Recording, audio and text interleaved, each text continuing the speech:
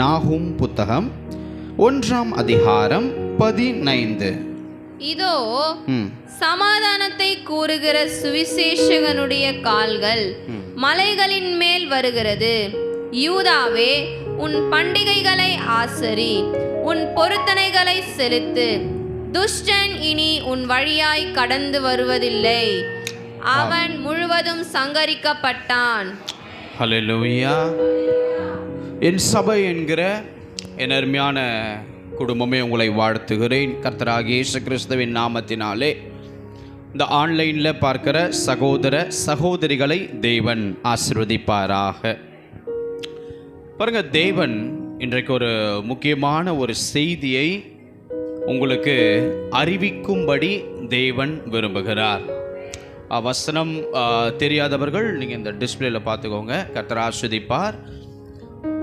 இன்றைக்கு தேவன் ஒரு ஒரு முக்கியமான செய்தியை உங்களிடத்தில் சொல்லும்படியாகவும் வருகிற நாட்களிலே நடக்க போகிற சில காரியங்களை அறிவிக்கும்படியாகவும், அதிலே தேவன் எப்படி உங்களை ஆசீர்வதித்து உயர்த்துவார் என்ற ஒரு முக்கிய செய்தியை தேவன் இன்றைக்கு உங்களோடு பேச போகிறார். தயவு செய்து உங்களுடைய மொபைல் ஃபோன் எல்லாம் ஸ்விட்ச் ஆஃப் பண்ணிக்கோங்க.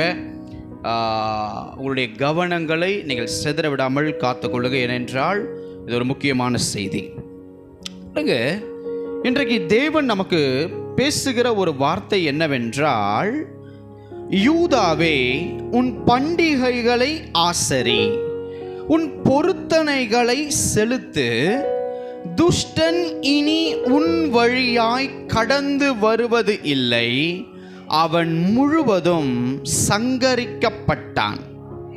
பாருங்க, உண்மையும் உத்தமமான ஒரு தேவன் நம்மை வழி நடத்தி கொண்டிருக்கிறார். எத்தனை பேர் ஆமென் சொல்றீங்க? அவர் பிரசன்னம் நம்மளை இந்த 11 மாதங்களும் நான் சொல்றேன் அது சுமந்து இருக்கிறது. ஹல்லேலூயா. ஒரு தாய் தன் பிள்ளையை சுமக்கிறத போல அவங்களுக்கு வலி இருக்கும். சுமக்கும் பொழுது சரியான தூக்கம் இல்லாமல் இருக்கும் அந்த தாய்க்கு. அதை போல நம்முடைய வாழ்க்கையில் நமக்கு இந்த 11 மாதங்களில் சில கஷ்ட நஷ்டங்கள் இருந்தாலும் தேவன் இந்த 11 மாதமும் அவர் கருவில் நம்மளை சுமந்திருக்கிறார். ஹல்லேலூயா. பாருங்க, அந்த தேவன் சேதங்கள் நம்முடைய வாழ்க்கையில வருவதற்கு அவர் விட மாட்டார். தம்முடைய பிள்ளைகளுக்கு அந்த சேதம் வர வேண்டும் என்பது பிசாசனுடைய திட்டம். ஆனால் அந்த சேதம் நம்முடைய வாழ்க்கையில வந்து அது ஒரு பெரிய தாக்கத்தை உண்டு பண்ண வேண்டாம் என்பது தேவனுடைய திட்டமுமாய் இருக்கிறது. அவர் அனுமதிக்கிற சேதங்களுக்கு தேவன் இரட்டிப்பாய் ஆசீர்வதிப்பார். உதாரணத்துக்கு யோபு ஐயாவை போல. ஆனால் இந்த பிசாசு நம்மளை சேதப்படுத்த விரும்புகிறான் பாருங்க, இதற்கு தேவன் ஒரு நாளும் அனுமதியை தரமாட்டார். அதுவும் நம்மளுடைய ஜீவன்ல கை வைக்கிற ஒரு காரியம், நம்மளுடைய பிள்ளைகள் மேல் கை வைக்கிற ஒரு காரியம், நம்முடைய குடும்பத்தினுடைய மேல் கை வைக்கிற அவனுடைய காரியம். காரணம், யோபு ஐயாவை சுற்றிலும் ஒரு அக்கினி வேலி அடைத்து பாதுகாத்தார். அந்த தேவன் இன்றைக்கு உங்களுக்கு சேதம் இல்லாமல் பாதுகாக்க அவர் விரும்புகிறார். அவர் உங்களை பார்த்து இன்றைக்கு அவர் சொல்லுகிறார், துஷ்டன் இனி உன் வழியாய் கடந்து வருவது இல்லை, அவன் முழுவதும் சங்கரிக்கப்பட்டான். எத்தனை பேர் ஆமேன் சொல்ல விரும்புறீங்க?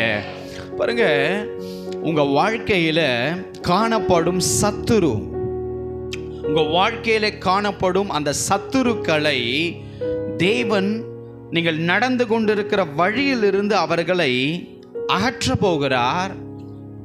அவர்கள் இனி காணாமல் போவதில்லை அப்படியெல்லாம் நினைக்காதீங்க. அவர்களை முழுவதும் தேவன் வேரோடு உங்க வாழ்க்கையிலிருந்து பிடுங்கி போடும்படி தேவன் கிரியை செய்ய போகிறார். இந்த செய்தியை தேவன் பேசும் பொழுது ரொம்ப ஒரு பெரிய பாரம் எனக்குள் உண்டானது. தேவன் நம்மேல் வைத்திருக்கிற அந்த அன்பு எனக்கு தெரிந்தது. மற்றொரு புறம் நம்ம சபை மக்கள் நாம் என்ன அவருக்கு பெருசாக பண்ணிட்டோம் அப்படிங்கிற ஒரு உணர்வு இந்த செய்தியினுடைய முடிவிலே நான் எடுத்த பொழுது எனக்கு இருந்தது. எனக்கு அன்பானவர்களே, தயவு செய்து கேளுங்கள்.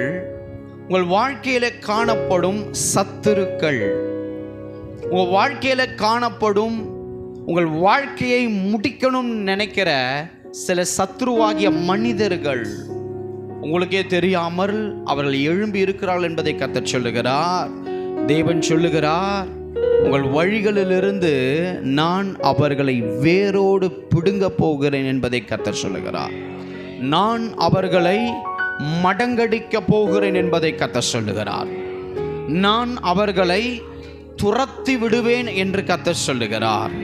பாருங்க, உங்கள் நன்மையை தடுக்கும் சத்துரு யார்? கொஞ்சம் யோசித்து பாருங்க. உங்கள் ஆசீர்வாதத்திற்கு தடையாய் நிற்கிற சத்துரு யார்? உங்களுக்கு விரோதமாய் எழும்பி இருக்கிற ஒரு சத்துரு யார்? உங்களுக்கு ஒரு முடிவு கொடுக்கணும், இவன் வாழக்கூடாது, இவன் குடும்பம் வாழக்கூடாது அப்படின்னு முடிவை கொடுக்கணும்னுட்டு எழும்பி இருக்கிறார்கள். அதை நீங்கள் அறியாமல் இருக்கிறீர்கள். ஆனால் தேவன் சொல்லுகிறார், உன் சத்துருக்களை அந்த துஷ்ட மனிதன் இனி உன் வழியாய் அவன் கடந்து வருவது இல்லை, அவனை நான் சங்கரிப்பேன் என்பதை கர்த்தர் தெரிவிக்கிறார். வருகிற நாட்களிலே நீங்கள் பார்ப்பீர்கள், தேவன் ஒரு சங்காரத்தை எழுப்ப போகிறார். அப்போ தெரியும், ஆண்டவருக்காக நம்ம என்ன அவ்வளோ பெருசாக பண்ணிட்டோம் அந்த ஃபீலிங் உங்களுக்குள்ள வரும். அவரை நாம் எவ்வளவு நேசிக்கிறோம் என்பது நம்ம ப்ரூவ் பண்ணுறதில்ல. ஆனால் அவர், நான் உங்களை எவ்வளவு நேசிக்கிறேன் என்பதை நிரூபிக்க போகிற தருணத்தில் வருகிற நாட்களை நம்ம வந்துட்டோம். இனி துஷ்டன் உன் வழியாய் கடந்து வருவது இல்லை என்பதை கர்த்தர் சபைக்கு தெரிவிக்கிறார். தேவன் உங்களுக்கு ஒரு அரணான கோட்டையாக, ஒரு பாதுகாப்பின் கேடயமாக தேவன் அப்படி உங்களை பாதுகாக்க விரும்புகிறார். உங்களை முழுவதும் பார்த்து கொள்ள விரும்புகிறார். பக்கத்தில் திரும்பி சொல்லுங்க, துஷ்டன் இனி உன் வழியாய் அவன் கடந்து வர முடியாது. பக்கத்தில் திரும்பி சொல்லுங்க, அவனுடைய பலன் இன்றோடு முறிக்கப்படுகிறது. காரணம் என்ன தெரியுமா? கர்த்தர் உங்களுக்கு துணையாய் இருப்பதால் உங்க சத்துருக்கள் வீழப் போகிறார்கள். சத்துருக்கள் வீழ்வார்கள். ஏன் தெரியுமா? கர்த்தர் உங்களோடு இருக்கிறதுனால். நம்முடைய மூளையில் பிறந்ததில் இருந்து இந்த நொடி வரைக்கும் எவ்வளோ பேர் நேசிச்சிருப்போம், ஞாபகம் இருக்கும். எவ்வளோ பேரை நேசிக்காமல் போயிருப்போம். ஆனால் எவ்வளோ பேர் பாருங்க, நம்ம இன்னமும் அவங்க இல்லைனாலும் அவங்களுடைய யோசனை சில ஆழமான அந்த இருதயத்தில் தங்கி இருக்கும். அவங்க திடீர்னு நம்மளுடைய வாழ்க்கையில் ஏதோ ஒரு உதவி அப்படின்னு கேட்கும் பொழுது அப்படி இருதயத்தின் ஆழத்திலிருந்து எடுத்து செய்வாங்க. ஏன்னா ஏதோ ஒரு நேசம் அவனுடைய சிந்தனையில் அந்த உணர்வில் இருக்கும். ஆனால் கர்த்தர் தகுதி இல்லாத நம்மளுடைய ஜெபங்கள், தகுதி இல்லாத நம்மளுடைய அன்பு, நான் சொல்லட்டுமா, கர்த்தராகிய இயேசு அப்படின்னு சொல்றது கூட இங்க இருக்கிற ஒருத்தனுக்கும் அதிகாரம் தகுதியே கிடையாது. நமக்கு தெரியுமா? ஏன்னா அவ்வளவு பெரிய தேவன். நீங்க அவரை பார்க்கும்போது ஒரு நாள் புரிய வரும், அவர் பேரை சொல்லி கூப்பிடுறதுக்கு ஒரு தகுதி இருக்குங்க. அவர் வார்த்தையை பெற்றுக்கொள்றதுக்குன்னு ஒரு தகுதி இருக்கு. ஒரு பிரதமர் இன்னொரு நாட்டு பிரதமர் கூட சாப்பிடலாம். ஆனா அங்க இருக்கிற அந்த நாட்டினுடைய செருப்பு தைக்கிறவங்க கூட உட்காந்து சாப்பிட முடியாது. ஆனா நம் தேவன், அவர் ராஜாவா இருந்தும் ஒரு புழுவை மாறி எதிர்க்க உட்கார்ந்து இருக்கிற உங்களையும் என்னையும் அவர் நேசிக்கிற விதம் எவ்வளவு அழகானவர், எவ்வளவு நேசிக்கிறார். அவர் பாருங்க, நம்மளுடைய வாழ்க்கையில இதை நான் பண்ண போறேன் அவர் முடிவு எடுக்கிறார்னா, அப்போ என்ன கண்ணும் கருத்துமா நம்ம வாழ்க்கையை குறித்து அவர் எண்ணி இருக்கிறார், திட்டமிட்டு இருக்கிறார். எல்லாம் அவருக்கு தெரியும். எனக்கு அன்பானவர்களே, கர்த்தர் உங்களுக்கு துணை இருப்பதினால் உங்கள் சத்துருக்கள் வீழ்வதை நீங்கள் பார்க்க போகிறீர்கள். அது கம்பீரமான ஒரு நல்ல நாட்கள் சத்தியமாய் கர்த்தர் நியமித்து தரப்போகிறார். கர்த்தர் சொல்லுகிறார், உங்களுக்கு விரோதமாக ஒரு பொல்லாத நினைவுகள் கொண்டிருக்கிற ஒருவன் அவன் புறப்பட்டு இருக்கிறான் என்பதை தேவன் சபைக்கு சொல்லுகிறார். உங்களை அழிக்க வேண்டும், உங்களை நிர்மூலமாக்க வேண்டும், உங்களுடைய குடும்பத்தினுடைய மொத்த சந்தோஷத்தையும் வேரோடு பிடுங்க வேண்டும், இவர்கள் இனி காணாமல் போக வேண்டும் என்று உங்களுக்கு விரோதமாய் பொல்லாத நினைவுகள் கொண்டிருக்கிற ஒருவன் புறப்பட்டு இருக்கிறான் என்பதை கர்த்தர் சொல்லுகிறார். ஆண்டவர் சொல்லுகிறார், நான் உன்னோடு கூட இருக்கிறது நாள், நீ என் வசனம் என்கிற கேடகத்துக்குள் தங்கி இருக்கிறதினால் நான் அவனை நிர்மூலம் பண்ணுவேன் என்பதை தேவன் சபைக்கு தெரிவிக்கிறார். அவங்க சம்பூர்ணம் அடைந்திருப்பாங்களாம். அழிய போகிறவன் சம்பூர்ணம் அடைந்திருப்பானா, அவனுடைய கூட்டம் அநேகமாய் இருக்குமா. ஆனாலும் கர்த்தர் சொல்லுகிறார், அவனை அறுப்புண்டு போக பண்ணுவேன் என்பதை தேவன் சபைக்கு சொல்லுகிறார். உங்களை சேதப்படுத்த வரும் சத்துரு ஒழிந்து போகிறான் என்பதை தேவன் ஆண்டினுடைய முடிவிலே உங்களுக்கு தெரிவிக்கிறார். தேவனுடைய பாதுகாப்பு உங்களுக்கு அதிகமாக இருப்பதை நாம் உணரப்போகிறோம். இதை உணர்ந்தாவது அவருக்கு அதிகமாக முக்கியத்துவத்தை கொடுங்க. இதை உணர்ந்தாவது அதிகமாக அவர் கூட ஜெபத்தில் இணைந்திருங்க. கர்த்தர் சொல்லுகிறார், உன்மேல் இருக்கிற அவனுடைய நுகம் நான் முறித்து உன் கட்டுகளை அறுத்து அவனை நிர்மூலம் பண்ணுவேன் என்பதை கர்த்தர் தெரிவிக்கிறார். என் ஜனமே, நான் உன்னை சிறுமைப்படுத்தினேன், ஆனால் இனி ஒரு நாளும் உன்னை சிறுமைப்படுத்த மாட்டேன். யூதாவே, உன் பண்டிகைகளை ஆசரி, உன் பொருத்தனைகளை செலுத்து. துஷ்டன் இனி உன் வழியாய் கடந்து வருவதில்லை, அவன் முழுவதும் சங்கரிக்கப்பட்டான். கர்த்தர் அவனுக்கு ஒரு முடிவை தருகிறார்.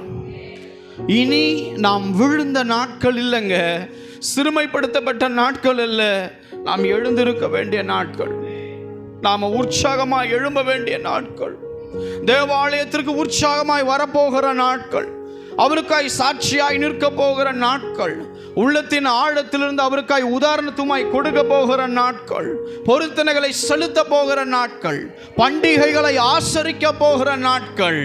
என் தேவன் அப்படியாய் துஷ்டனை உன் வாழ்க்கையிலிருந்து, உன் குடும்பத்திலிருந்து, உன் வேலையிலிருந்து, உன் பிள்ளை வாழ்க்கையிலிருந்து, உன் சந்ததியின் காரியத்திலிருந்து துஷ்டனை இனி நீ பார்க்க முடியாது.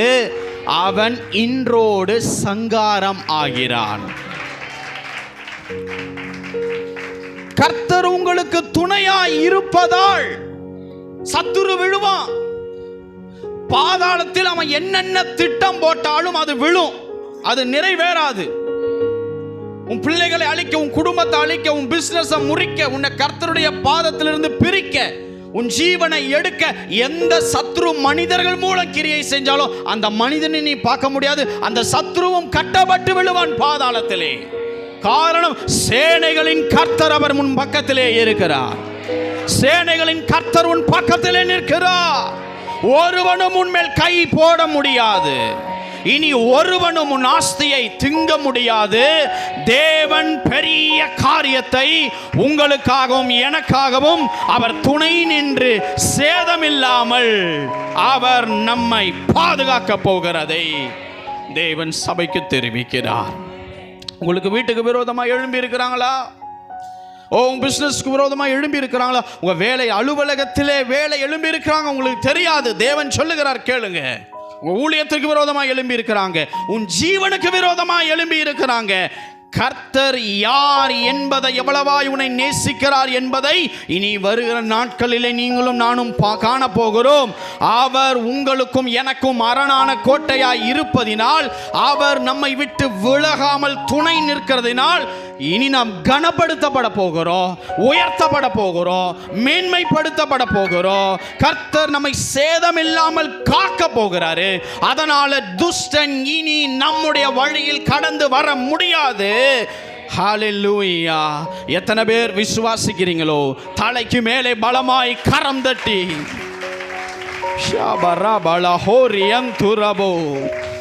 தொடர்ந்து பிரச்சனை, சில பேருடைய வாழ்க்கையில் தொடர்ந்து பிரச்சனைங்க, தொடர்ந்து சில பெரிய சிக்குகளில் மாட்டிக்கொண்டு இருக்கிறீங்க. தேவன் பாருங்க, ஆண்டவர் அந்த துஷ்டனை நீ தேடியும் காண மாட்டேன் என்பதை வாக்குரைக்கிறார். ஒருவேளை இந்த செய்தி இல்லையே, என் வாழ்க்கையில் அப்படிலாம் யாரும் இல்லையே அப்படின்னு ஒருவேளை நீங்கள் நினைக்கிறீங்களா?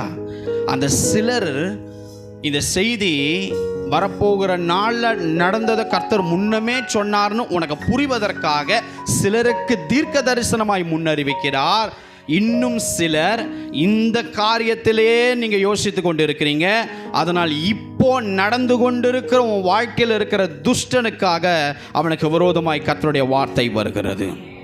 அப்போ சிலருக்கு வரப்போகிற நாட்களுக்கு முன்னமே தீர்க்க தரிசனமாய் இப்போ பேசுகிறார்.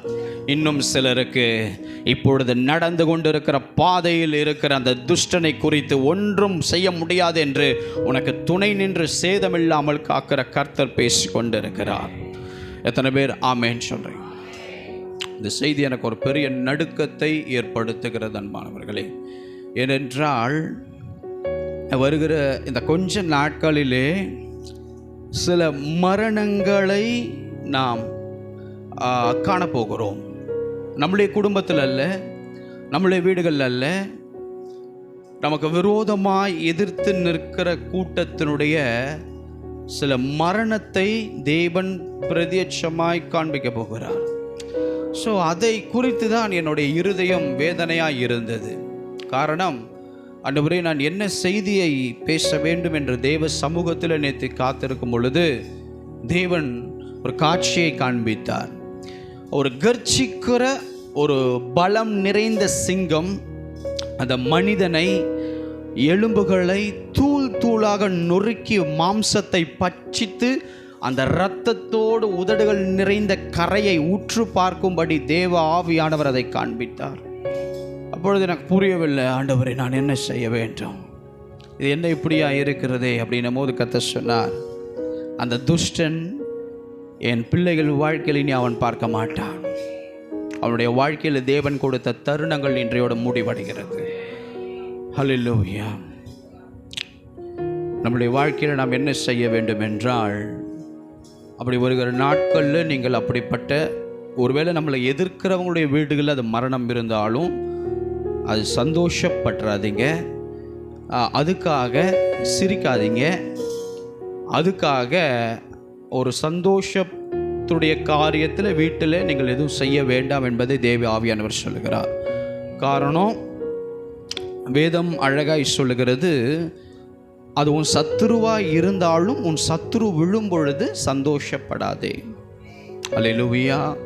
எனவே கர்த்தர் நமக்கு துணை நிற்கிறதுனால் இந்த விஷயத்தில் ஸ்தோத்திரம் பண்ணிட்டு அமைதியாக போயிடுறது நல்லது.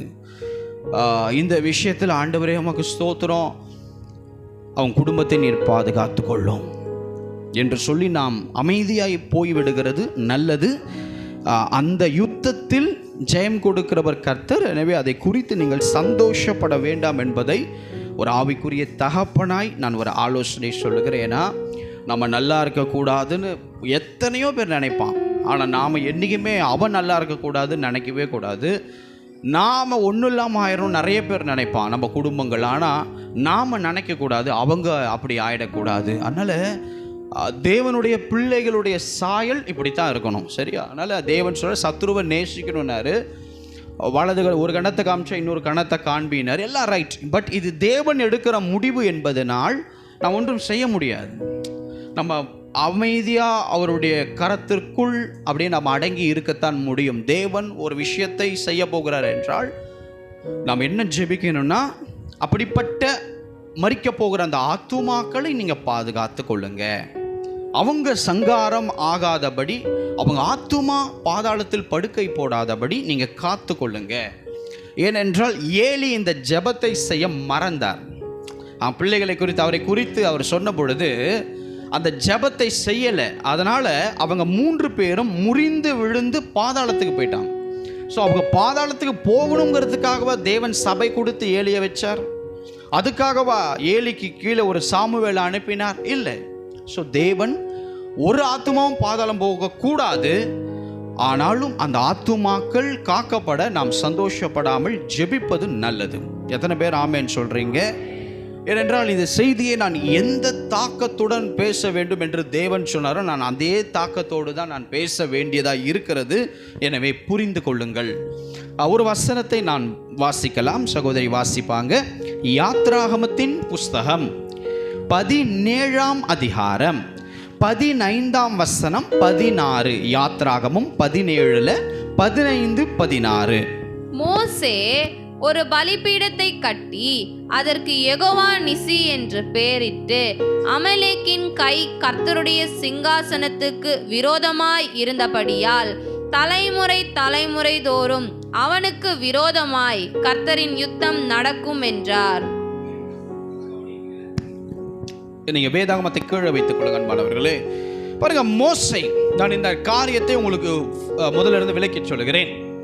மோசே ஐயா யோசுவாவை பார்த்து சொல்றார், யோசுவா, நம்மளுடைய ஜனத்தின் மத்தியில இந்த போர் வீரர்களை நீ தெரிந்து கொண்டு புறப்பட்டு போய் அமலேக்கு என்கிற ஒரு கூட்டத்தோடு கூட போய் யுத்தம் பண்ணு அப்படிங்கிறார்.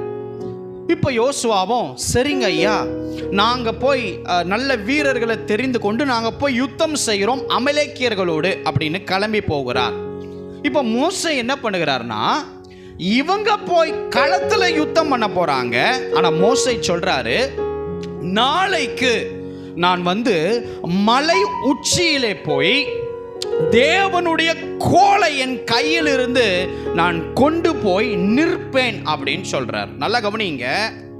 மோசே சொல்றாரு, யோசுவா, அமலேக்கோடு கூட போய் யுத்தம் பண்ணுப்பா. நான் போய் நாளைக்கு மலை உச்சியில ஒரு கோலை கொண்டு போய், அப்படியே தேவனுடைய கோலை கொண்டு போய் 2 கைகளையும் தூக்கி நான் நிற்கிறேன் அப்படின்ற மாதிரி அவர் சொல்லுகிறார். இப்போ நல்லா கவனித்து பாருங்க. யுத்தம் நடக்குது. இப்போ யுத்தம் நடக்கும்போது மோசே இன்னும் 2 பேர் மோசே ஐயாவோடு கூட கிளம்பி போகிறாங்க. ஒன்று ஆரோன், இன்னொருவர் பெயர் ஊர். இந்த ஊர் என்பவர் யூதா கோத்திரத்தினுடைய ஒரு முக்கியமான ஒரு மனிதன், ஒரு மெம்பர். அந்த யூதா கோத்திரத்தினுடைய ஒரு முக்கியமான மெம்பர் இந்த ஊர். இந்த ஆரோன் மோசேயுடைய சகோதரன், உங்களுக்கு நல்லா தெரியும். இப்போ மலை உச்சியிலே மோசே தன் கையிலே தேவனுடைய கோலை ஓங்கி இருக்கிறார். கூட ஊரும் இந்த ஆரோனும் இருக்கிறார்கள். பாருங்க, இப்பொழுது மோசே தன் கைகளை இப்படி ஏற எடுக்கையில் இஸ்ரவேலர்கள் மேற்கொண்டார்கள். அதாவது இந்த கோலை ஓங்கிட்டு இப்படியே நிற்கும் போது இஸ்ரவேலர்கள் ஜெயிக்கிறாங்க. ஆனா தன் கைய மோசே தாழ விடுகையில் இந்த அமலேக்கு இஸ்ரவேலர்களை மேற்கொண்டார்கள். எல்லாம் புரிந்துக்கோங்க. இந்த கோலை ஓங்கி இருக்கிற இந்த தன்மையில் இஸ்ரவேலர்கள் மேற்கொள்றாங்க. ஆனா அந்த கைகள் அசந்து போனதுனால இந்த அமலேக்கியர் மேற்கொள்ளுகிறாங்க.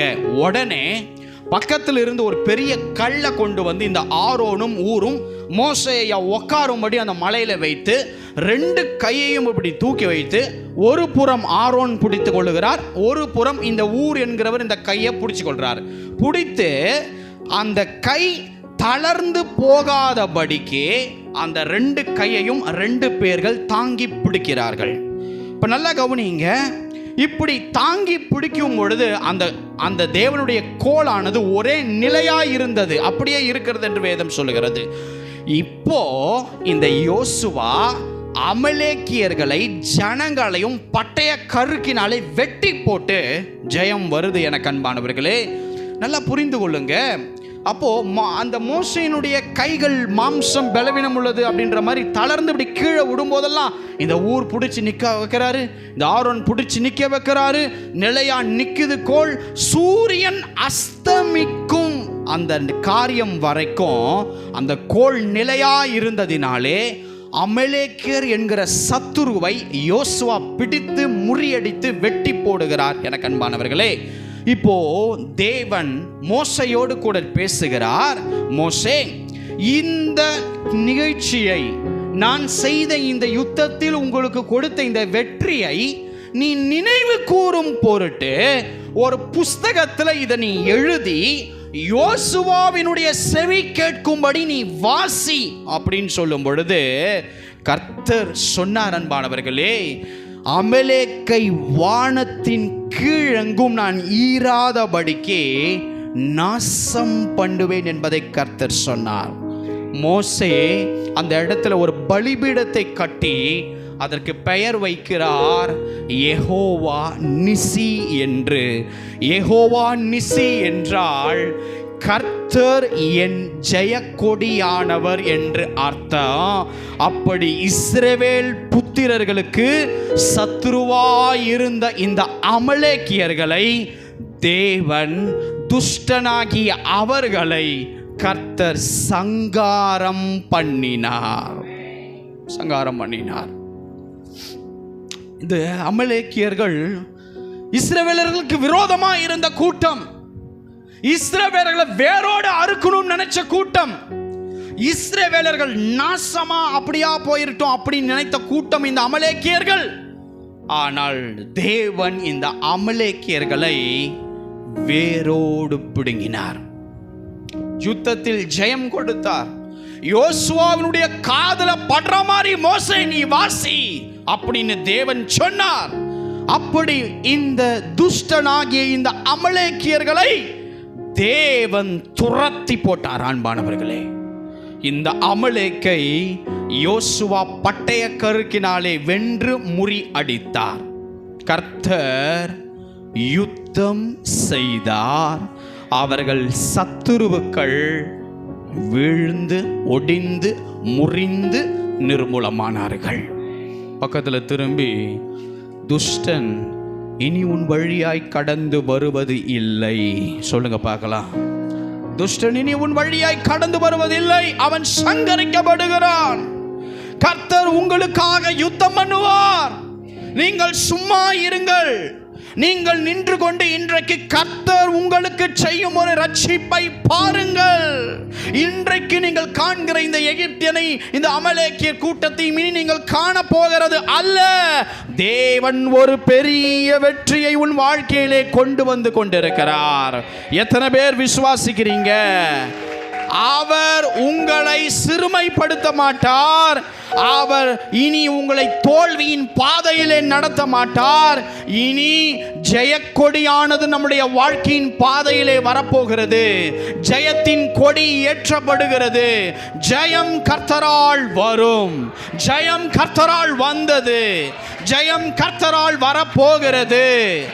ஜெயக்கொடி நம்முடைய வாழ்க்கையிலே உதிக்கும் என்பதை கர்த்தர் உங்களுக்கு தெரிவிக்கிறார். துஷ்டன் இனி உன் வழியே வர முடியாது. ஒருவனும் உன்னை அசைக்க முடியாது. அவர் நம்மேல் வைத்த அனாதி தீர்மானத்தின் கிருபை. எத்தனை பேர் ஆமென் சொல்றீங்க?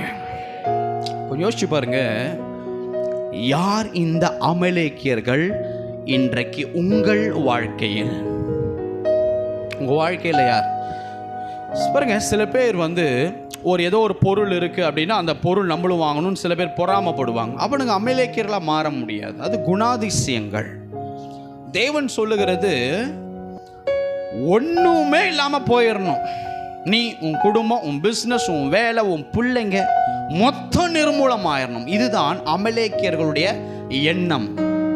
ஆனால் கர்த்தர் யோசுவாவையும் அவருடைய சேனை ஆட்களையும் எழுப்பி கர்த்தர் முறியடித்தார். முறியடிக்கிற பொழுது மலை உச்சியிலே மோசே கோலை ஓங்கும் பொழுது தேவ பிரசன்ன மகிமை யோசுவாவின் பக்கத்திலும் சேனையின் பக்கத்திலும் நிற்கிறது.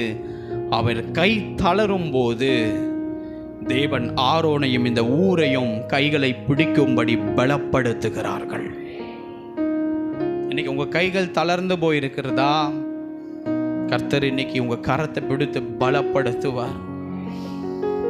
உனக்கு கொடுத்த வாக்குத்தத்தம் என்கிற கோலை இன்னைக்கு நீயே பார்க்கும்போது அவிசுவாசமா பார்க்கிற இல்ல, உனக்கு கொடுத்த வாக்குத்தத்தம் என்கிற கோலை நீ வைத்து உபவாசத்தை நியமித்து மலை உச்சியில் தேவ பிரசரத்தில் நீ வரும் பொழுது கர்த்தர் அங்கே உன்னை பலப்படுத்துவார். அங்கிருந்து புறப்படுகிற பிரசன்னம் யுத்த காலத்தில் சத்துருக்கள் வீழுவார்கள், நீ ஜெயிக்கும்படி அற்புதம் செய்வார். தேவன் செய்ய போகிறார். பக்கத்தில் திரும்பி, நீ என்ன பண்ணன்னு தெரியல, அவர் உன்னை அவ்வளவு நேசிக்கிறார் சொல்லு.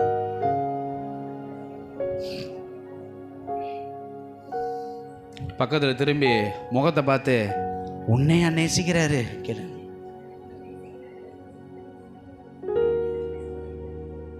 சொல்றேன், ஜபத்தை விட்டுறாதீங்க, உபவாசத்தை விட்டுறாதீங்க, வைராக்கியத்தை, கர்த்தருக்குள் இருக்கிற வைராக்கியத்தை விட்டுறாதீங்க. சேதமில்லாமல் பாதுகாத்து அவர் உயர்த்த போகிறார். அன்பானவர்களே, ஒரு வசனத்தை வாசிக்க கேட்கலாம். ஏசாயா தீர்க்க தரிசன புஸ்தகம் 54ஆம் அதிகாரம் 17ஆம் வசனம். உனக்கு விரோதமாய் உருவாக்கப்படும் எந்த ஆயுதமும் வாய்க்காதே போம். உனக்கு விரோதமாய் நியாயத்தில் எழும்பும் எந்த நாவையும் நீ குற்றப்படுத்துவாய். இது கர்த்தருடைய ஊழியக்காரரின் சுதந்திரமும் என்னால் உண்டான அவர்களுடைய நீதியுமாய் இருக்கிறதென்று கர்த்தர் சொல்லுகிறார். உங்களுக்கு விரோதமாய் உருவாக்கப்படுகிற ஆயுதங்கள் அது வாய்க்காமல் போக போகிறது. எத்தனை பேர் விசுவாசிக்கிறீங்க? பாருங்க, மொர்தெகாய்க்கு விரோதமாய் ஆமான் எழும்பலாம், மொர்தெகாய்க்கு முடிவை கொடுக்க ஆமான் எழும்பலாம், மொர்தெகாயை தூக்கி போடணும் என்று ஒரு தூக்கு மரத்தை கூட அவன் செய்யலாம். ஆனால் கர்த்தர் யாருக்காக இந்த ஆமான் செய்தானோ அந்த வலையில ஆமானை சிக்க வைத்து அதே தூக்கு மரத்திலே இந்த அகாஸ்வேரு ராஜா உடைய உக்கிரகம், அதாவது அந்த கோபம் வந்தபடியினால் இந்த ஆமான் அந்த தூக்கு மரத்திலே போடப்பட்டான். அதுவும் அவன் வீட்டு வாசலிலே இருந்த தூக்கு மரத்திலேயே. காரணம், மொர்தெகாய்க்கு விரோதமாய் அவன் எழும்பினான்.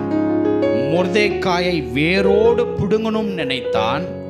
கர்த்தர் ஆமானை அதே தூக்கு மரத்திலேயே ஏற்றினார். அங்க சொல்லுகிறது, அகாஸ்வேரு ராஜாவுடைய உக்கிரம் தணிந்ததுன்னு பைபிள் சொல்லுது. நான் சொல்லட்டுமா? கர்த்தரின் உக்கிரகம் தணிந்தது அவனுடைய மரணத்தில். அப்போ யாருக்கு விரோதமாகவும் நாம எழும்பக்கூடாது. நமக்கு விரோதமாய் எழும்புகிறவர்களை தேவன் பார்த்து கொள்ளுவார். அவன் உங்களை பத்தி பேசுறான், அவன் உங்களை பத்தி எதிர்க்கிறான் போது நீங்க போய் சட்டையை தூக்கிட்டு நிக்கிறதல்ல, அமைதியா வர வேண்டும். பரலோகம் எதுவா இருந்தாலும் யுத்தம் செய்யும். அது கணக்கில் கரெக்டாக வைத்து இருக்கும். ஆமே, இன்னைக்கு நாம் அதிகமாக வாய் விடுறோம், நாம் அதிகமாக கையை நீட்டுறதுனால தான் உங்களுக்காக யுத்தம் செய்ய முடியாமல் தேவன் அமைதியாகி விடுகிறார். ஆனால் ஒரு மொர்தெகாயை கற்றுக்கொள்ளுங்கள். அந்த தேவ மனுஷன் எதை செய்தார்? உபவாசம். அவர் எதை செய்தார்? ஜெபம். அவர் எதை செய்தார்? அவர் ஐக்கியத்தில் போய் எல்லாரையும் ஜெபிக்க வைத்தார். அதைத்தான் நீங்களும் நானும் செய்யணும். ஆமான் எழுந்து எனக்காக தூக்கு மரத்தை செஞ்சிட்டான், கர்த்தரை தூஷிக்கல, போய் அழுது புலம்பிங்கன்னு இல்லை, போட்டு உபவாசம் போட்டு கதறார். தேவன் யுத்தத்தை செய்கிறார். எசேக்கியா ராஜாவுக்கு விரோதமாய் ஒரு சனகரிப்பு என்கிற ஒரு லட்ச கூட்டம் எழும்பும் பொழுது ஐயோ ஐயோ ஐயோன்னு சொல்லி அவங்காலில் போய் விழுலங்க. கர்த்தருடைய சமூகத்தில் இரவும் அப்படியே நடு ஜாமத்தில் விழுந்து கிடக்கிறார். நான் என்ன செய்வேன்? எஸ், இன்னைக்கு நம்ம வாய் அதிகமாகி போயிடுச்சு, நமக்கு கை அதிகமாக போயிடுச்சு, இருதயம் அப்படியே ஒரு விதமாய் நமக்கு ஆகிறது. நல்லா யோசித்து பாருங்க. வாட் எவர் ஹேப்பன், என்ன நடந்தாலும் தேவன் ஒருவர் இருக்காருங்க. என்ன தீங்கு நடந்தாலும், யார் பேசினாலும், யார் எதிர்த்தாலும், யார் நம்மளை நிர்மூலம் பண்ண நினைத்தாலும் ஒருவருடைய கணக்கில் அது இருக்கு என்பதை நாம் மறக்கிறோம். அதை மறக்காதீங்க, மறந்து போகாதீங்க. கர்த்தர் இருக்கிறார், அவர் ஜீவனுள்ள தேவன். அகாஸ்வேருவினுடைய ராஜாவினுடைய உக்கிரகம் தணிந்தது, தேவனுடைய கோபம் தணிந்தது ஆமானின் மரணத்தினால். இந்த அமலேக்கியர்களுடைய மரணம், கர்த்தருடைய கோபம், உக்கிரகம் தணிந்தது என்று வேதம் சொல்லுகிறது. அடுத்து பாருங்கள், இந்த நேபுகாத்நேச்சர் என்கிற ஒரு ராஜா இருக்கிறான். அவன் 60 முழ உயரமான ஒரு சிலையை பண்றான், பாபிலோன்ல கொண்டு வந்து நிறுத்துறான். 6 முழ அகலமான ஒரு சிலையை, பொற்சிலையை பண்ணி கொண்டு வந்து நிறுத்துறான். அப்போ அந்த நிறுத்தின சிலைக்காக பிரதிஷ்டை பண்ற ஒரு நாளை புக் பண்ணான். அந்த சிலையை பிரதிஷ்டை பண்றதுக்காக அந்த ஊர்லயும் அவனுக்கு தெரிந்த பெரிய பணக்காரங்க, பெரிய பொக்கிஷக்காரங்க, அதிகாரிகள், தலைவர்கள், நியாயாதிபதிகள், இந்த தேசாதிபதிகள், நியாயாதிபதிகள், தலைவர்கள், அதிகாரிகள், எல்லா பொக்கிஷக்காரங்க எல்லாரையும் கூப்பிட்டு, நான் ஒரு பெரிய சிலையை கொண்டு வந்து செஞ்சு வச்சிருக்கிற அந்த பாபிலோன்ல நிறுத்தி இருக்கிறேன், பிரதிஷ்டைக்கு வாங்க அப்படின்னு லெட்டர் அனுப்புறான். எல்லாரும் கூட்டம் கூட்டமா அந்த பிரதிஷ்டைக்கு கிளம்பி வந்து பண்றாங்க, நமஸ்கரிக்கிறாங்க. இப்போ கல்தேயர் என்கிற ஒரு கூட்டம் இருந்தது. அந்த கூட்டம் ராஜா கிட்ட வந்து முறையிடுது, ராஜாவே 3 வாலிபர்கள் இருக்கிறாங்க, இந்த சாத்ராக் மேஷாக் ஆபேத்நேகோ, இவங்க யூதர்கள், இவங்க என்ன பண்றாங்க தெரியுமா, உங்களுக்கு சுத்தமா மதிப்பே தரல ராஜாவேன்றாங்க. ராஜாவுக்கு கோபம் வருது. உம்முடைய தேவர்களுக்கு அவங்க ஆராதனை செய்ய மாட்டாங்கன்னு நக்கலா சொல்றாங்க ராஜாவே அப்படின்ட்டானுங்க. அந்த பொற்சிலையெல்லாம் பணிந்து கொள்ள முடியாதான் அப்படின்னு சொல்றாங்க ராஜாவேன்னு சொல்லி இந்த நேபுகாத்நேச்சர் என்கிற ராஜா கிட்ட போய் இந்த கல்தேயர் என்கிற சில கூட்டம் இந்த 3 வாலிபர்களுக்கு விரோதமாய் எழும்புகிறார்கள். பாருங்க, ராஜா கோவப்பட்டு, ஆஹா, என் சட்டத்துக்கு விரோதமாக எழும்பினா அக்கினி சூளையா, இவனுங்க ரொம்ப பண்றாங்கப்பான்னு சொல்லி 7 மடங்கு அந்த அக்கினி சூளையினுடைய அந்த ஹீட்டை அவர் அதிகப்படுத்தினார், வெப்பத்தை அதிகப்படுத்தினார். இப்போ 3 வாலிபர்களை கொண்டு போய் அந்த அக்கினி சூளையில் நடுவிலே போடப்பட்டார்கள். எனக்கு அன்பானவர்களே, அந்த அக்கினி சூளையினுடைய வெப்பம் அதிகமாக இருந்தபடினால் வேதம் சொல்லுகிறது, அந்த 3 பேரையும் கொண்டு போய் போடுவதற்காக ராஜா தன்னுடைய பாபிலோன்ல இருக்கிற ராணுவத்திலேயே இருக்கிற பலசாலிகளால ஆட்களை கொண்டு போய் போட வச்சார். ஆனா முடிவு என்ன தெரியுமா, சூளை மிகவும் சூடாக்கப்பட்டிருந்த நிலை இருந்ததினால் 3 வாலிபர்களை கொண்டு போன அந்த புருஷர்கள் மாண்டு போனார்கள் என்று வேதம் சொல்லுகிறது.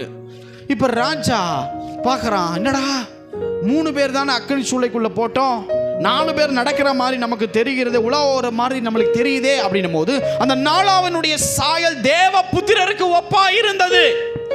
இப்ப ராஜா பார்க்கிறார், அவங்க நல்லா நடக்கிறாங்க, பேசுறாங்க, உலாவறாங்க, ஒரு சேதமும் அவர்களுக்கு வரல. இவனுக்கு ஒண்ணுமே புரியல. அவங்க மேல இருந்த கோபம் இவனுக்கு வெளியாகி மதிப்பு இல்லாத இந்த நேபுகாத்நேச்சருக்கு இப்ப மதிப்பு வந்து தாழ்மையா பேசுறான். வெளியே வாங்க சாத்ராக் மேஷாக் ஆபேத்நேகோவே அப்படின்னு பயந்து பார்த்தா அவங்க தலைமயிர் கருகல, அவங்க போட்டிருந்த சால்வை அக்கினியில எரிக்கப்படல, அக்கினியின் மனம் அவங்க மேல வீசல. அவ்வளவு பாதுகாப்பு, அக்கினி சூளையிலே 7 மடங்கு அது அக்கினியை எரிந்து கொண்டிருந்தாலும் அவங்களுக்கு சேதம் வரல. காரணம், கர்த்தர் அவர்களுக்கு துணை நின்றார். கர்த்தருடைய உக்கிர கோபம் அந்த இடத்துல, என் பிள்ளைகளை கொண்டு போயா போடுவன்னு பலசாலியான இராணுவ வீரர்களை கர்த்தர் அங்கே அந்த அக்னியினாலே சங்காரம் பண்ணினார். இதே விஷயத்தை தானியேலுடைய வாழ்க்கையில் நீங்க வாங்க, சிங்க கபில கொண்டு போய் போட்டாங்க. ஆனா காலையில ராஜா அவரை அதுல இருந்து தூக்கும் பொழுது ஒரு சம்பவம் நடக்குது பாருங்க. அவர் மேல் எவன் குற்றம் சாட்டினா, பிரதானிகளா தேசாதிபதிகளா, அவங்கள கொண்டு வாடான்னு சொல்லி இந்த தரியு ராஜா சொல்லி அந்த கெபியில் இருந்து அவங்கள தூக்கி அதே கெபியில் இந்த தேசாதிபதிகளையும் இந்த பிரதானிகளையும் இந்த தானியேலுக்கு விரோதமாக எழும்பின இந்த கூட்டம் மக்களை மட்டும் இல்ல, அவங்களுடைய மனைவிகள் யார் அவங்களையும் தள்ளு, அவனுடைய குமாரன் யார் அவனையும் தள்ளுன்னு சொல்லி குடும்பமாய் சிங்கத்தின் கெபியிலே கொண்டு போய் தள்ளினார்கள். தானியேல் வெளியே வர, இவர்கள் உள்ளே போக, நல்லா கவனிங்க, அந்த கெபியின் அடியிலே இவர்கள் சேர்வதற்கு முன்னமே சிங்கங்கள் பாய்ந்து எலும்பை நொறுக்கியது என்று வேதம் சொல்லுகிறது. அல்லேலூயா. தானியேல் தேவனுடைய மகன், தானியேலோட கர்த்தர் இருந்தார், அதனால சிங்கத்தின் வாய் கட்டப்பட்டிருந்தது.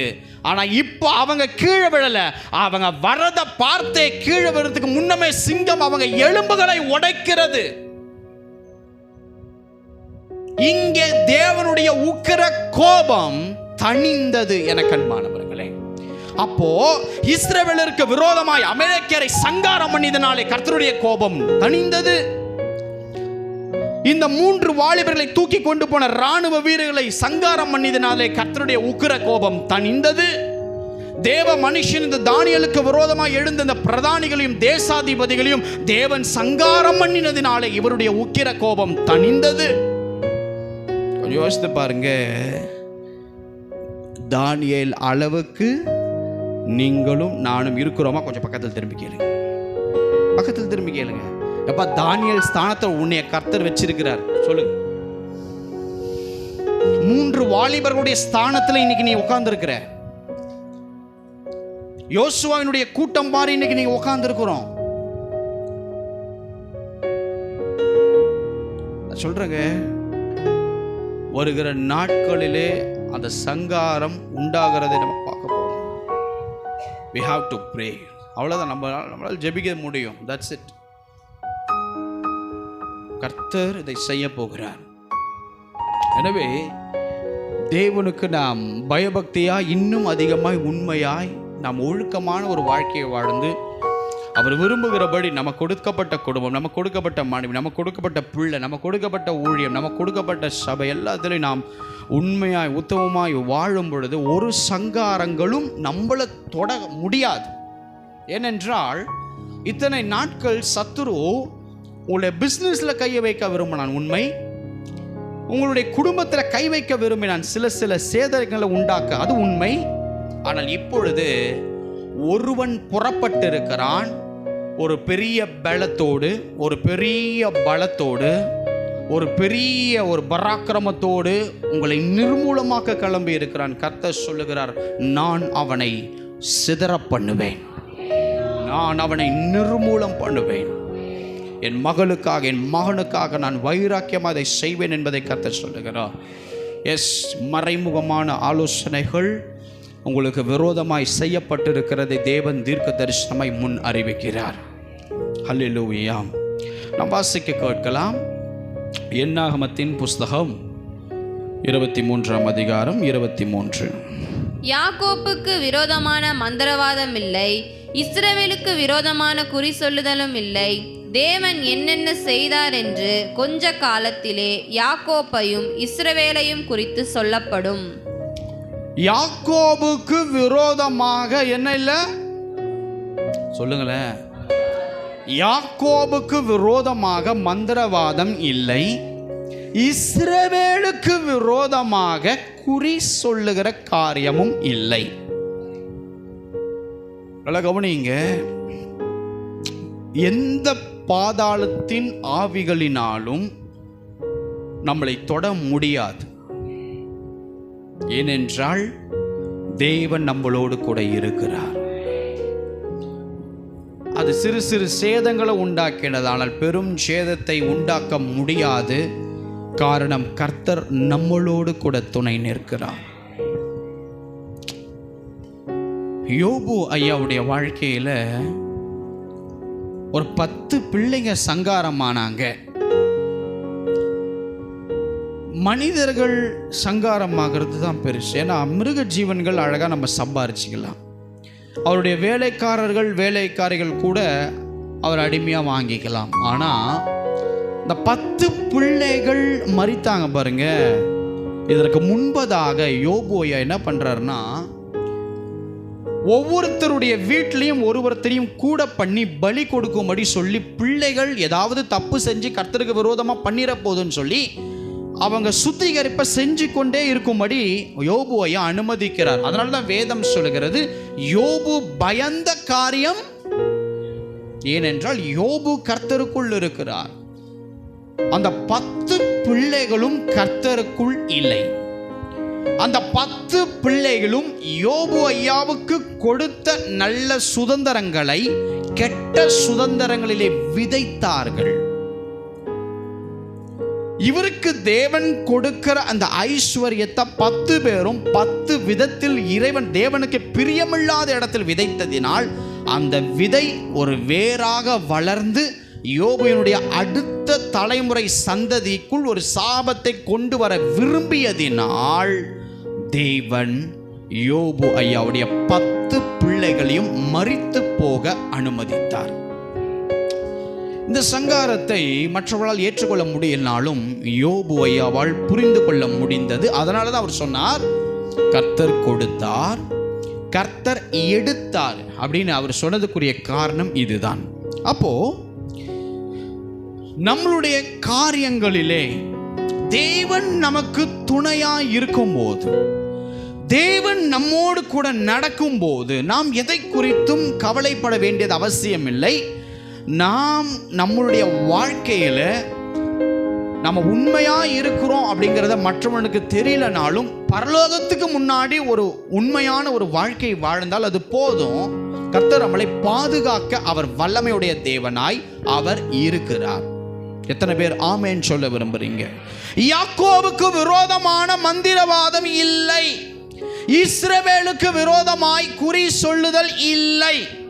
நல்லா கவனிங்க, தேவன் நம்மளோடு கூட துணை நிற்கிறார். பக்கத்தில் திரும்பி சொல்லுங்க பார்க்கலாம். பக்கத்தில் திரும்பி, யார் சூனியம் பண்ணாலும் ஒன்றும் பலிக்காது சொல்லுங்க. யார் செய்வினை பண்ணாலும் ஒன்றும் பலிக்காது சொல்லுங்க. யார் சேதத்தை உண்டு பண்ண என்ன பண்ணாலும் நமக்கு சேதம் இந்த வருகிற நாட்களை வரப்போகிறது இல்லை. பயப்படாதிருங்கள். ஆமென் சொல்றது கர்த்தருங்க. அல்லேலூயா, அல்லேலூயா. உங்களுக்கு விரோதமாக எழும்பி இருக்கிறது, உன் குடும்பத்துக்கு விரோதமாக எழும்பி இருக்கிறது, உன் சந்ததிகளுக்கு விரோதமாக எழும்பி இருக்கிறது, உன்னுடைய பிஸ்னஸ், உன்னுடைய வாழ்க்கை எல்லாம் எழும்பி இருக்கிறது. கர்த்தர் முன்னறிவிக்கிறார். ஆனால் அவர் சொல்லுகிறார், நான் அவைகளை நிர்மூலமாக்கி விடுவேன். காரணம், சேனைகளின் கர்த்தருடைய செட்டையின் அடைக்காலத்தில் நீங்களும் நானும் இருக்கிறோம். சில பேருக்கு ரொம்ப இந்த மந்திரம், தந்திரம், சூனியம் எல்லாம் உண்மையாகவே இருக்கிறது. சில ரொம்ப நம்ம பயந்து நம்மளுடைய நேரத்தை செலவழிக்கவே கூடாது. ஐயோ அவன் அதை செஞ்சிருப்பானோ, இதை செஞ்சிருப்பானோ. எஸ், செய்வான், அவனுக்கு அதான் தெரியும். அவனுக்குள்ளே இருக்கிற அசுத்தாவியாக தான் பண்ணோம். அவன் செய்வான், பண்ணுவான்.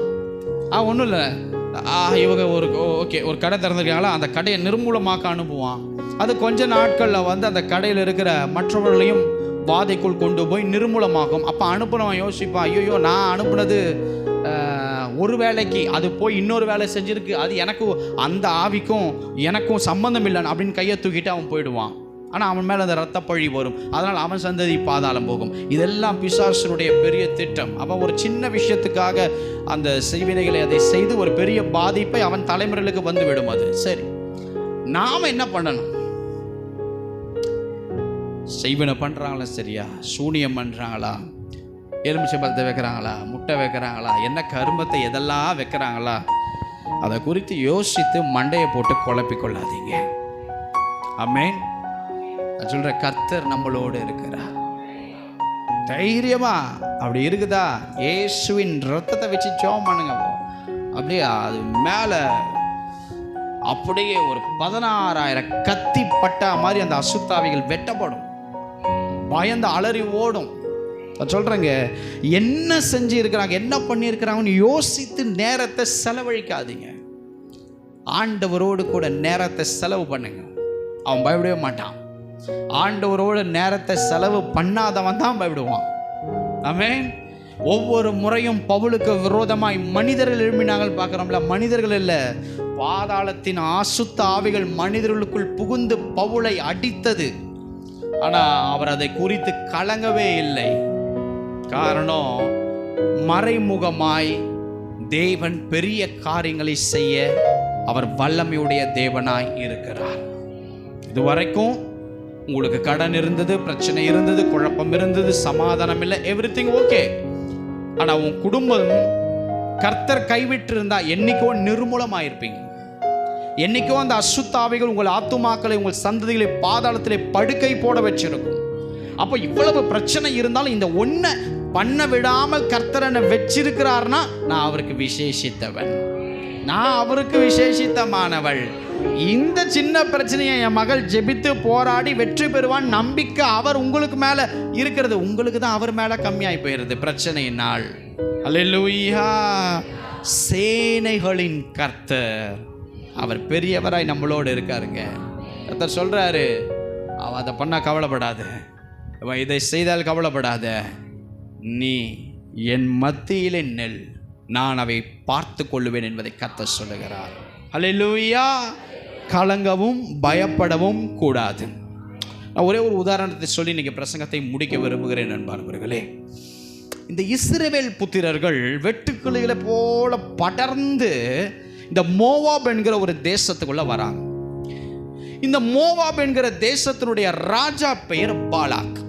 இந்த பாலாக்குக்கு இந்த பெரும் லட்ச கூட்டம் பார்த்துட்டு, ஐயையோ நம்ம தேசத்துக்குள்ள வந்திருக்கிறாங்க, அந்த இஸ்ரவேலர்கள் எமோரியரை சண்டையிட்டு ஜெயித்தது போல மோவாப் எங்களையும் சண்டையிட்டு ஜெயித்துருவாங்க, என்ன பண்றதுன்னு தெரியலையே. குடுகுடு குடுகுடுன்னு கைகாலெல்லாம் உதறி அவங்க ஆளை கூப்பிட்டு, ஏய் அப்பா, வெட்டு கிளிகளை போல பரவி இஸ்ரவேல் ஜனங்க வந்திருக்கிறாங்க, எமோரியர்ல கொன்ற மாதிரி நம்மளை கொன்ற போறாங்கப்பா, இந்தாப்பா ஒரு சின்ன கூலியை இதை எடுத்து வச்சுக்கிட்டு குறி சொல்ற ஒரு தீர்க்கதரிசி ஒருத்தர் இருக்கான், அவனை போய் சந்தித்து அவன் வந்து சபிக்க சொல்லுப்பா அப்படின்னு சொல்லி கூலியை கொடுத்து அனுப்புறான். சில சம்பவம்லாம் நடக்குது. நடந்ததுக்கு அப்புறம் அந்த இடத்துல பிழையாம் என்கிற குறி சொல்லுகிற ஒரு தீர்க்கதரிசி இருந்தான். வேதம் அப்படித்தான் யோசுவா புஸ்தகத்திலே சொல்லுகிறது. அவன் ஒரு குறி சொல்லுகிற ஒரு தீர்க்கதரிசி. இப்போ பாலாக்கு வந்து இந்த பிழையாம் தீர்க்கதரிசியை பார்த்த உடனே ரொம்ப சந்தோஷம். பிழையாம் வந்துட்டீங்களா, வாங்க வாங்க வாங்க, நான் உங்களை ரொம்ப கனப்படுத்த விரும்புகிறேன், நான் உங்களை ரொம்ப ஹானர் பண்ண விரும்புகிறேன், கடவுள் கர்த்தர் தான் உங்களை கொண்டே வந்திருக்கிறார், வாங்க வாங்க அப்படின்ட்டு ஒரு மலை உச்சியில் கொண்டு போய், இதோ பாருங்க எவ்வளோ படர்ந்து இருக்கிறாங்க, இவங்களை பார்த்து ஜஸ்ட் நீங்க சபிச்சுட்டு கிளம்பிடுங்க. இப்போ நீங்க சபித்தா சபிக்கப்பட்டுருவான்னு எனக்கு தெரியும், நீங்க சபிங்க, அவங்க மாண்டு போயிடுவாங்க அப்படின்றான். அப்போ இந்த பிள்ளையா இரு போயிட்டு நம்ம பலி செலுத்தலாம் அப்படின்னுட்டு 7 பலி செலுத்துறான். 7 பலிபீடத்தை கட்டுறான், 7 காளைகளை பலி கொடுக்குறான், 7 ஆட்டுக்கடாக்களை பலி கொடுக்குறான். இந்த இடத்துல வந்துட்டு சபிக்கும்படி அவன் அங்கே வந்து நிற்கிறான். ஆனால் தேவன் பாருங்க, அவனை சபிக்காதபடி அவன் வாயை திருப்புகிறார். அங்கே அந்த இஸ்ரவேல் ஜனங்களை பார்த்தாங்க, அங்கிருந்து ஆசீர்வதிக்கும்படி விட்டார். இதை பார்த்த பாலாக்கு மோவாப் ராஜாவுக்கு பயங்கர கோபம். ஏயா என்னையா அவனை சபிக்க கூப்பிட்டா வந்து ஆசீர்வதிச்சுட்டு இருக்கிற, வாயா நான் இன்னொரு சைடில் போய் மேலே உச்சியில இருந்து அவனை பார்ப்பேன், எல்லா ஜனத்தையும் சபிச்சுட்டு நீ போ, நான் உனக்கு நிறைய கூலி தரேன், காணிக்கை தரேன், வாங்கிட்டு போ. வேற மலை உச்சியில போய் நிற்கிறான், 7 பலிபீடத்தை கட்டுறான், 7 காளையை கொடுக்குறான், 7 ஆட்டுக்கடா பலி செலுத்துறான், கர்த்தர் வந்து சபிக்கணும் அப்படின்னு இந்த பிள்ளையாம் நிற்கும் போது, இந்த சபிக்காதபடி அவன் இஸ்ரவேல் ஜனத்தை பிளஸ் பண்ணான். இதை பார்த்த பாலாக்கு, இங்க பார், நீ அவங்களை சபிக்கவும் வேணாம், ஆசீர்வதிக்கவும் வேண்டாம், உன்னை நான் இதுக்காக உன்னை நான் கொண்டு வந்தேன்னு சொல்லி கோவப்பட்டு வேற ஒரு மலை உச்சிக்கு போலாம், வா வா, தயவு செய்து இந்த வாட்டியாவது அந்த இஸ்ரவேல் ஜனத்தை பார்த்து நீ சாபம் கொடு, அவன் சபிக்கப்பட்டு போயிடுவான், நான் ஜெயிச்சிருவான் யுத்தத்தில், அவன் மாண்டு போகணும் அவன் குடும்பமும் அப்படின்ட்டு சொல்றான். இந்த முறையும் 7 பலிபீடத்தை கட்டுறான் பிழையா, 7 காளைகள் 7 ஆட்டு கடாக்களை பலி செலுத்துறான். அந்த முறையும் வந்து அவன் இஸ்ரவேல் ஜனங்களை ஆசீர்வதிக்கிறான். இப்போ அந்த பாலாக்குக்கு, ஏய் உன்னை நான் எதுக்காக கொண்டு வந்த, சபிக்க கொண்டு வந்த, நீ என்னை ஆசீர்வதிக்கிறியா, உன் தேசத்துக்கு திரும்பி போ, நான் உன்னை கனம்படுத்தணும்னு நினைச்சேன், உன் கர்த்தர் அதை தடுத்தார், போடா அப்படின்னுட்டான். அப்படின்னு தான் பைபிள் இருக்கு. இதுக்கப்புறம் பைபிளில் அடுத்த வார்த்தை என்ன தெரியுமா இருக்கும்? இஸ்ரவேலர்கள் வேசித்தனம் பண்ணி மாண்டார்கள்னு இருக்கும். அதுகளுடைய மீனிங் என்னன்னா, இந்த பிழையாம் என்கிற குறி சொல்லுகிற ஒரு ஆள், இங்க பார் இவ்வளவு தூரம் வந்தாச்சு, உனக்கு என்ன? அவங்க சபிக்கப்படணும், அதுதானே. என் வாயில தானே சாபம் வரல, என் வாயால தானே சபிக்க முடியல. பட் நான் ஒரு ஆலோசனை தரேன், என்ன தெரியுமா? இஸ்ரவேல் ஜனங்க வேசித்தனம் பண்ணா கர்த்தருடைய சாபம் ஆட்டோமேட்டிக்கா வரப்போகுது. நீ ஏன்டா வந்து இந்த இடத்துல என்னைய வந்து சபிக்கணுன்ற? நீ என்ன பண்ண, மோவாப் தேசத்துல அழகான பெண்கள் இருப்பாங்க பார், போய் அவங்களோடு கூட சேர சொல், விபச்சாரம் பண்ண சொல்லுன்னுட்டு பீலையாம் என்கிற குறி சொல்லுகிற தீர்க்கதரிசி ஆலோசனை தருகிறான். உடனே மோவாப் தேசத்தினுடைய பெண்கள் இஸ்ரவேலர்கள் அந்த தேசத்துல இருக்கிறபடினால் அங்கே போய் வேசித்தனம் பண்ணுகிறார்கள், 24,000 பேர். அப்போ ரெண்டாவது ஐடியா கொடுக்குறான் இந்த குறி சொல்றவன். கர்த்தருடைய சாபம் கோபம் வரணுமா, என்ன பண்ணு, ஒரு பெரிய சிலைக்கு வணங்குறத என்னென்ன சாப்பாடு இருக்கு அதெல்லாம் அவனுங்களை சாப்பிட சொல்லு. இன்னொன்னு பண்ணு, இஸ்ரவேல் ஜனங்க கர்த்தரை ஆராதிக்கத்தை விட்டு சிலைக்கு முன்னாடி வந்து நல்லா வணங்க சொல் அப்படின்ட்டான். இது அப்படியே 24,000 இஸ்ரவேல் ஜனங்க பண்றாங்க. அன்பானவர்களே, முடிவு என்ன தெரியுமா? கர்த்தருடைய உக்கிர கோபம் கிளம்பியது. இந்த பீலையாம் என்கிற இந்த குறி சொல்லுகிற இவனை கர்த்தருடைய கோபமானது இறங்கி, தேவன் யோசுவாவினுடைய சேனையினுடைய ஆட்கள் இருந்த கையில் இருந்த பட்டயத்தினால் இந்த குறி சொல்லுகிற இந்த பீலையாமை யோசுவாவின் கூட்டம் வெட்டி போட்டது. அந்த இடத்திலே கர்த்தருடைய கோபம் தணிகிறது. எத்தனை பேர் ஆமென் சொல்றீங்க? ஆமென். இஸ்ரவேலர்களுக்கு விரோதமாய் எழும்பின அந்த குறி சொல்லுகிறவனை கர்த்தர் சங்காரம் பண்ணினார். அப்போ தேவன் உங்களுக்கு உறுதிப்படுத்துகிற ஒரு காரியம் என்ன தெரியுமா? இஸ்ரவேல் புத்திரருக்கு விரோதமாய் எழுந்தின அமலேக்கியர்களை கர்த்தர் சங்காரம் பண்ணினார். மொர்தெகாய்க்கு விரோதமாய் எழும்பின ஆமானை கர்த்தர் சங்காரம் பண்ணினார். 3 வாலிபர்களை தூக்கி சென்ற ராணுவ வீரர்களை கர்த்தர் சங்காரம் பண்ணினார். தானியேலுக்கு விரோதமாய் எழும்பின சேனாதிபதி, தேசாதிபதி, பிரதானிகளை, குடும்பங்களை கவிழ்த்த பொழுது தேவன் அவர்களை சங்காரம் பண்ணினார். 5வது, இஸ்ரவேலர்களுக்கு விரோதமாய் எழும்புகிற குறி சொல்லுகிறவனையும் கர்த்தர் சங்காரம் பண்ணினார். அல்லேலூயா. கொஞ்சம் யோசிச்சு பாருங்க. You are very special to God. எப்படா வீட்டுக்கு போவோம், எப்படா இங்கிருந்து கிளம்புவோன்னு ஒரு வேளை உங்களுக்கு இருக்கலாம்.